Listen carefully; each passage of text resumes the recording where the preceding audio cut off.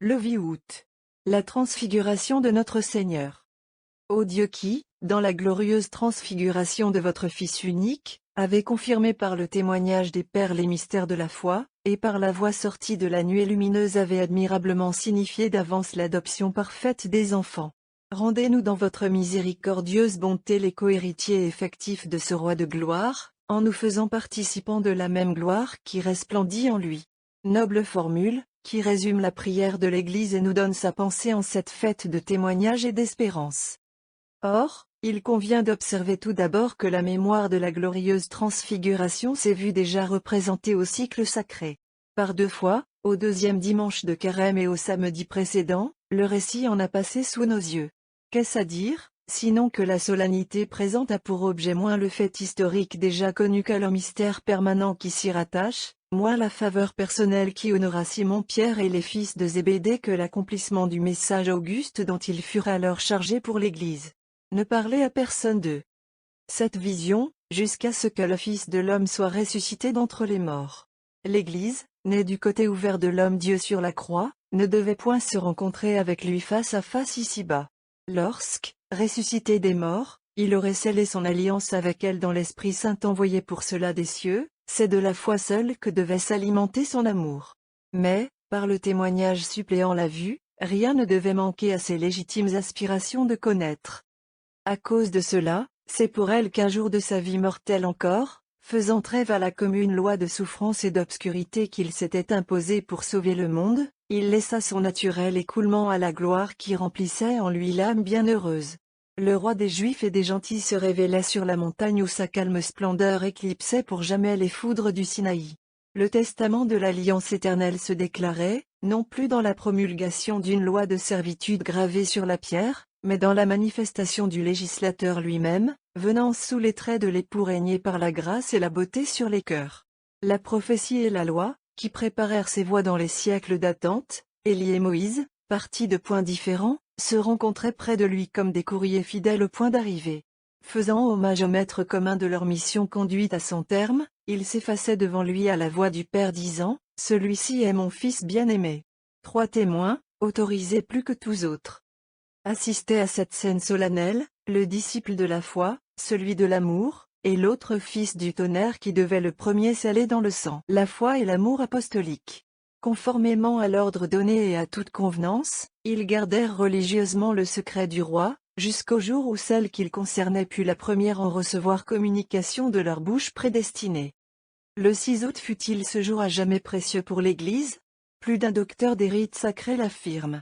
Du moins convenait-il que le fortuné souvenir en fût de préférence célébré au mois de l'éternelle sagesse, éclat de la lumière incréée, miroir sans tache de l'infinie bonté, c'est elle qui, répandant la grâce sur les lèvres du Fils de l'homme, en fait aujourd'hui le plus beau de ses frères, et dicte plus mélodieux que jamais au chantre inspiré les accents de l'épithalame. Mon cœur a proféré une parole excellente, c'est au roi que je dédie mes chants.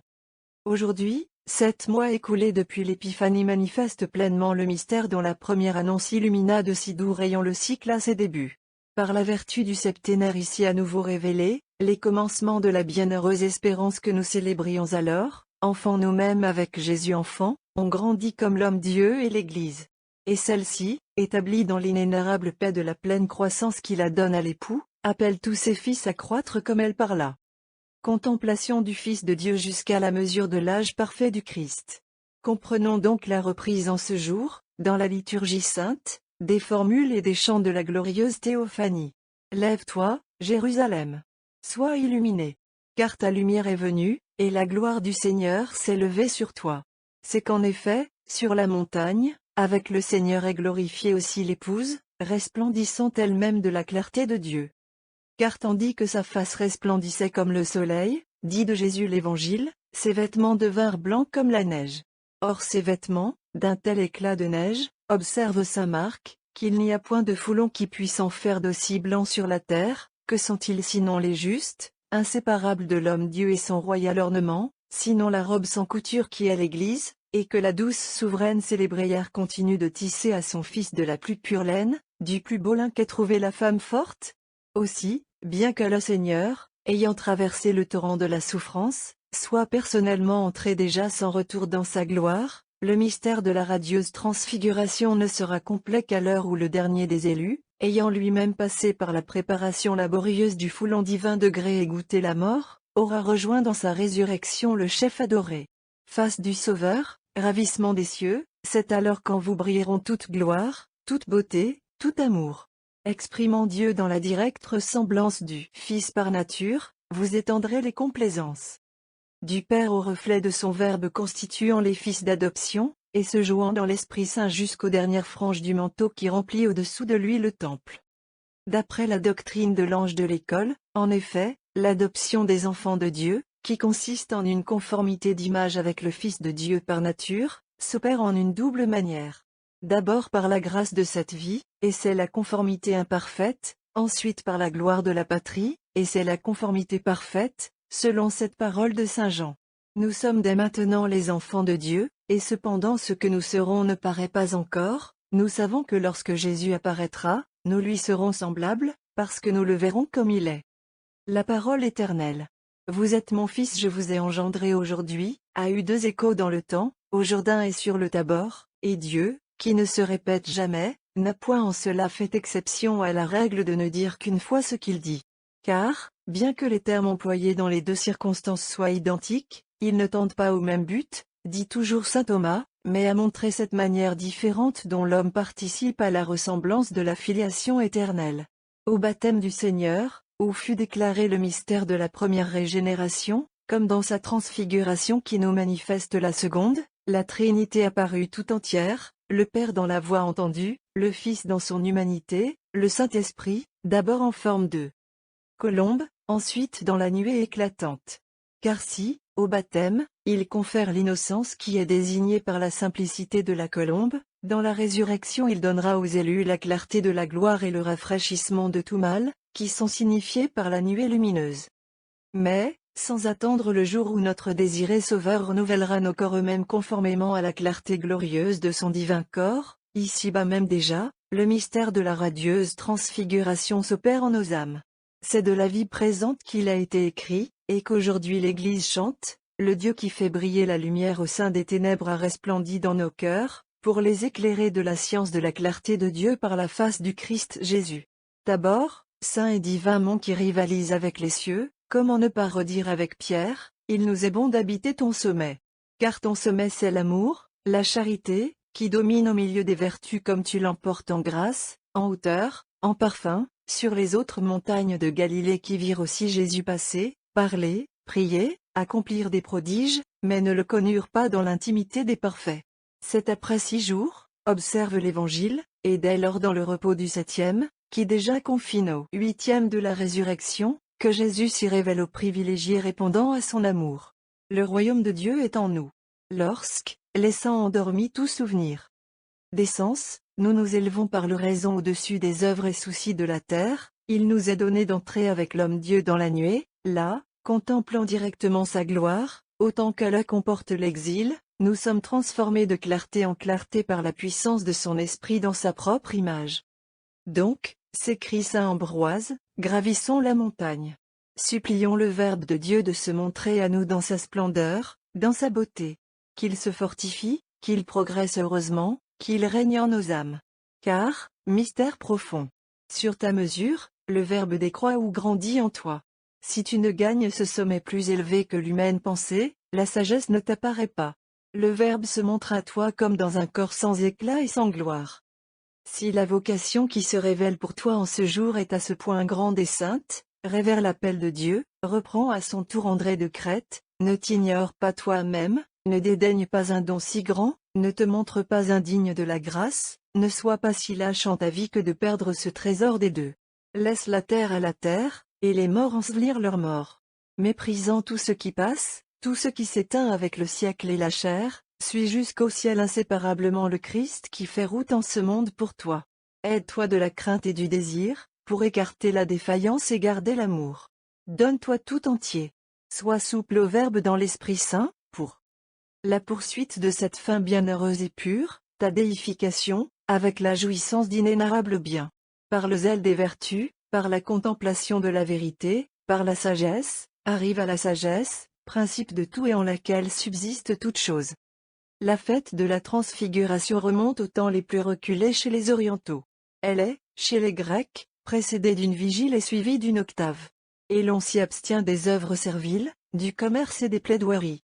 Sous le gracieux nom de Rose Flamme, Rosa Ecorus Cassio, on la voit dès le commencement du IV siècle, en Arménie, supplanter Diane et sa fête des fleurs par le souvenir du jour où la rose divine entr'ouvrit un moment sur terre sa corolle brillante. Précédée d'une semaine entière de jeûne, elle compte parmi les 5 principales du cycle arménien, où elle donne son nom à l'une des 8 sections de l'année.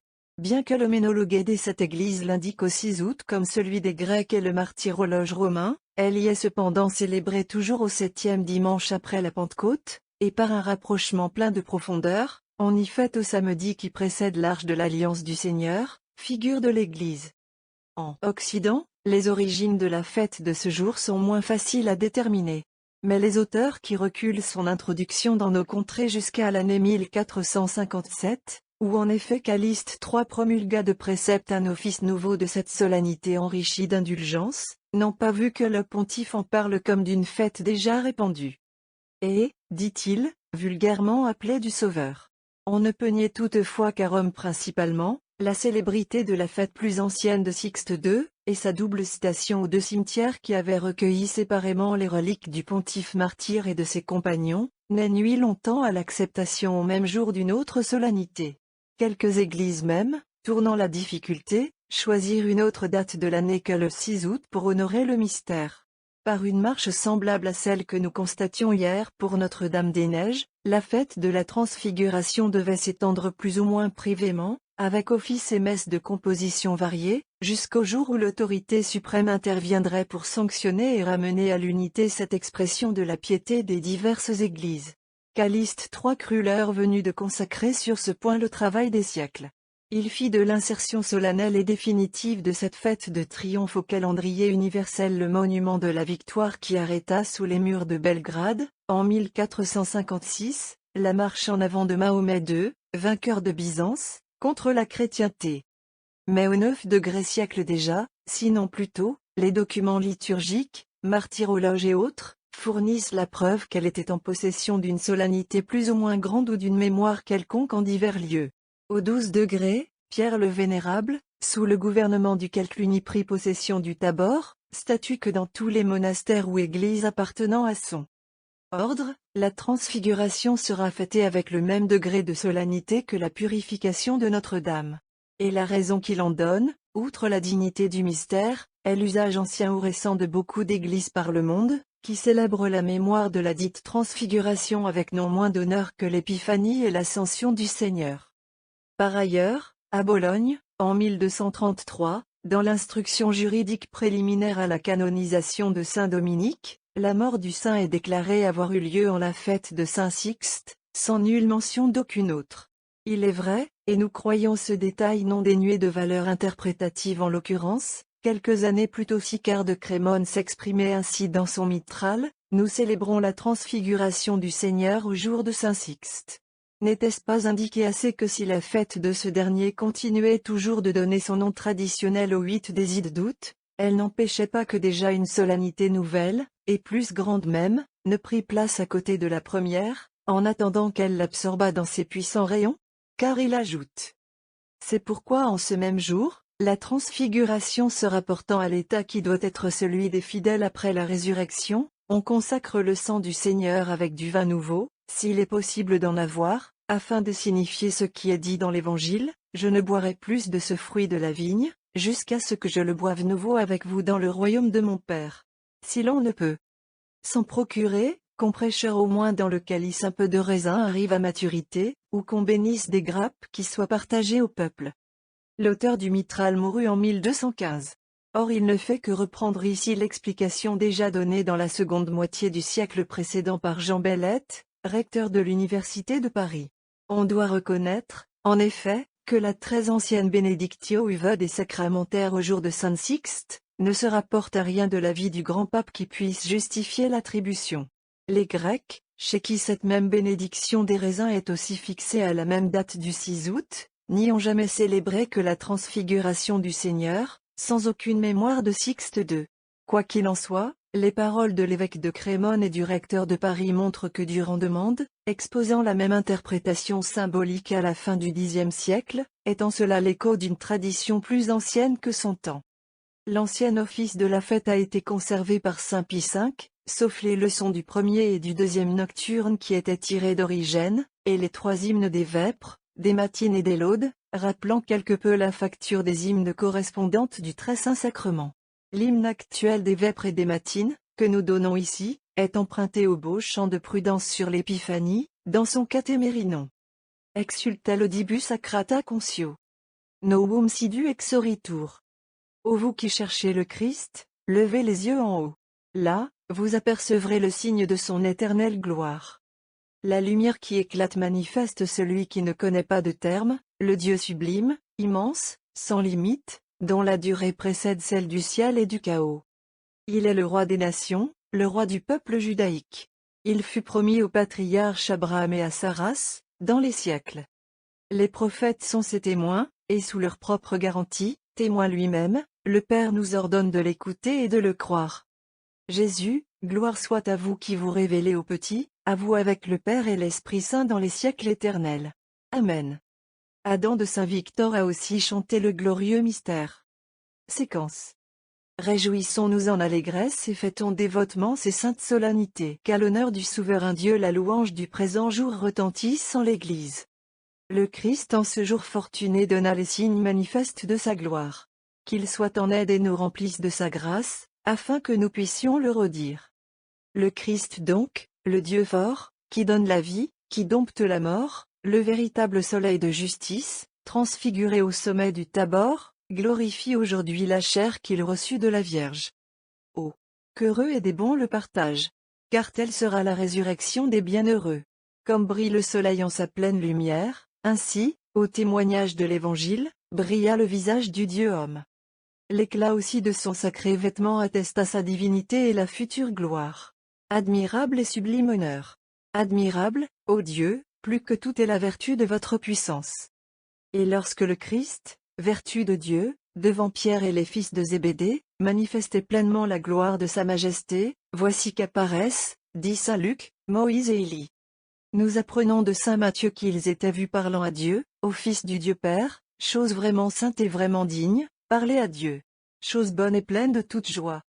Grande est la gloire de ce jour que consacre la voix de Dieu, insigne est son honneur. Une nuée les couvrit de lumière, et la voix du Père proclama, c'est là mon Fils. Écoutez sa voix. Car il a les paroles de la vie, par sa parole il peut toutes choses. C'est là le Christ, le roi de tous, salut du monde, lumière des saints, lumière éclairant toutes choses.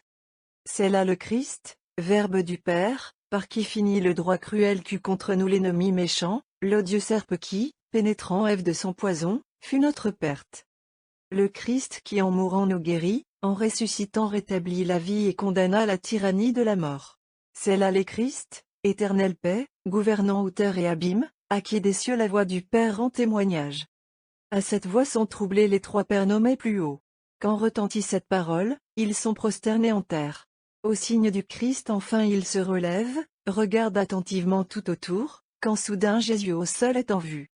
Voulant que ces faits fussent secrets, le Christ ne permit point qu'on les racontât, avant que, réparateur de la vie, triomphateur de l'ennemi de la vie, la mort vaincue, il l'eût ressuscité.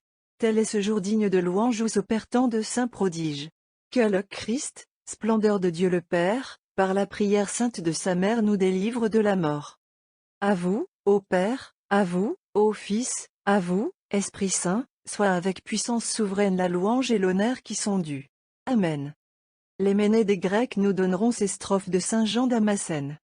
Mensis Augusti Davi. In matutino. Toi qui de tes invisibles mains as formé l'homme à ton image, ô Christ, dans ton humanité tu as montré la beauté archétype, non comme en une image, mais l'étant toi-même substantiellement, ensemble homme et Dieu.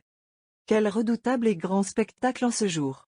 Du ciel le soleil qui affecte les sens, d'ici-bas le soleil spirituel de justice, incomparable, brille au mont Tabor. De tous les rois le plus beau, de tous les souverains le Seigneur, bienheureux prince, habitant une inaccessible lumière, à toi hors de même les disciples criaient. Enfant, bénissez-le, chantez-le, prêtre, peuple, exaltez-le dans tous les siècles. À toi, en tant que Seigneur du ciel, Roi de la terre, Maître des souterraines demeures, ô Christ, firent cortège. Représentants de la terre, les apôtres, du ciel. Élie de Thésbé. Des morts, Moïse, il chantait sans fin. Enfants, bénissez-le, chantez-le, prêtre, peuple, exaltez-le dans tous les siècles. Laissant à la terre ses vaines préoccupations, ô ami des hommes, l'élite des apôtres t'a suivi loin de la terre vers la divine cité. Aussi, admis à bon droit à voir ta divine manifestation, il chantait. Enfants, bénissez-le, chantez-le, prêtre, peuple, exaltez-le dans tous les siècles. Venez, peuple, écoutez-moi, gravissons la sainte, la céleste montagne. Rejetant la matière, comportons-nous en citoyens de la cité du Dieu vivant, et par l'âme contemplons la divinité immatérielle du Père et de l'Esprit qui éclate dans le Fils unique. Tu m'as fasciné de désir, ô Christ, et enivré de ton divin amour. Mais brûle d'un feu immatériel mes péchés et rends-moi digne de me rassasier des délices qui sont en toi, afin que j'exalte dans l'allégresse, ô très bon, tes deux avènements.